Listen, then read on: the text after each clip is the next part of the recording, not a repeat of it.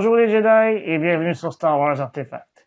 Mon nom est Dominique, alias Lord Doom, et aujourd'hui, on fait la revue du sabre laser Legacy de Mace Windu, tel qu'on a pu le voir dans les épisodes 2 et 3, ainsi que dans la série animée Clone Wars.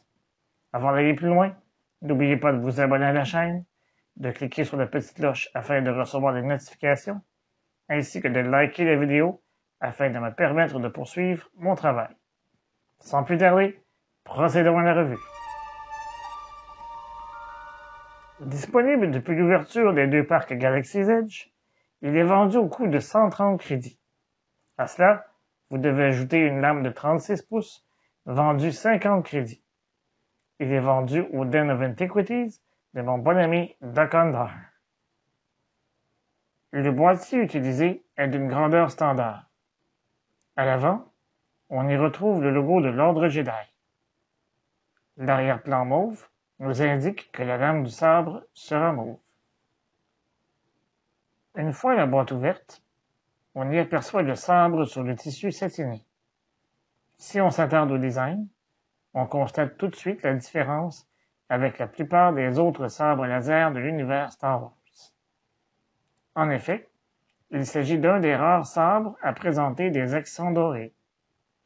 Cette couleur provient du revêtement en électrum, un matériel extrêmement rare pouvant être retrouvé dans le secteur Anoat.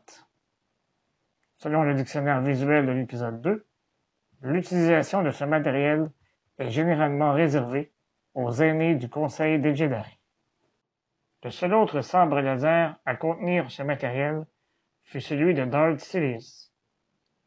L'armure du commandant Pyre, que l'on a pu apercevoir dans la série animée Résistance, présentait également une finition en électrum. Au niveau de l'émetteur, on y retrouve un anneau doré en électrum. Le reste de cette portion est faite de chrome, ce qui accentue le contraste. Pour ce qui est du bouton d'activation, il s'agit du rectangle doré du centre.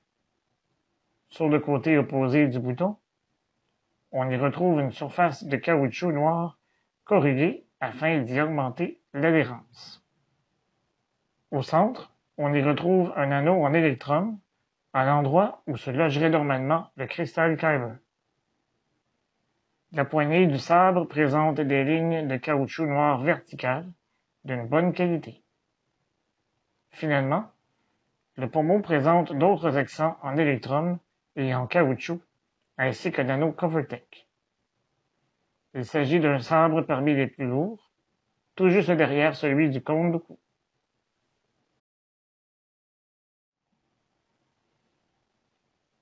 L'histoire derrière la lame mauve du sabre est sans doute connue de plusieurs d'entre vous, mais la voici pour ceux qui ne la connaissent pas. Avant le tournage de la bataille de Geonosis dans l'Attaque des Clones, Samuel L. Jackson a présenté une demande spéciale à George Lucas. Il voulait que la lame du sabre laser de Windu soit mauve.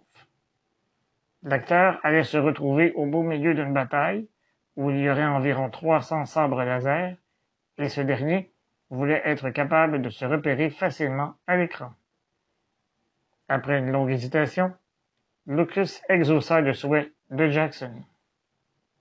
Une fois le sabre activé, on entend les sons propres au sabre de Mace Windu.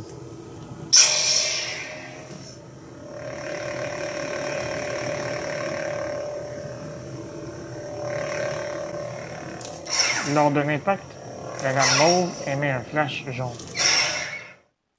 Le sabre de Mace Windu est extrêmement bien conçu et ses accents or et noir font de ce sabre laser mon favori, tout juste devant celui de Luke Skywalker du Retour du Jedi et celui du Conde Dooku. Son principal défaut est son poids, mais ce n'est qu'un détail. Placé sur un présentoir personnalisé comme celui-ci, vous serez en mesure de le mettre en valeur. Que pensez-vous de ce sabre? Fait-il également partie de votre top 3? Dites-moi dans les commentaires au bas de la vidéo.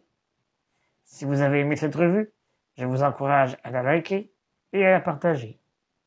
D'ici là, je vous dis à bientôt et que la force soit avec vous à tout jamais. Remember, The Force will be with you, always.